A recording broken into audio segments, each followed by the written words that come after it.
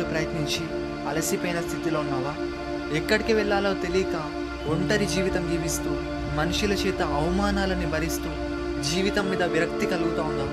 ఏంటి ప్రభువా, నా జీవితం ఎన్ని సంవత్సరాలు అవుతుంది, నేను ప్రార్థన చేస్తూ ఉన్నాను, నా జీవితం ఎందుకు మారట్లేదని ఏడుస్తూ ఉన్నావా? అయితే ఈ మాటలు కేవలం నీ కొరకు మాత్రమే.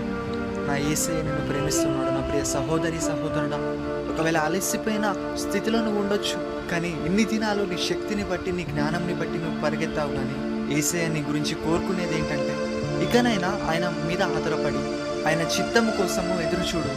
అట్టి ద్వారా నీవు కోల్పోయింది ఏడంతలుగా నా దేవుడు నీకు తిరిగి ఇవ్వబోతున్నాడు.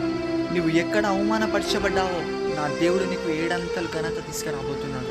ఇకనైనా ప్రభు సన్నిధికి రా, ఇకనైనా ప్రార్థించు.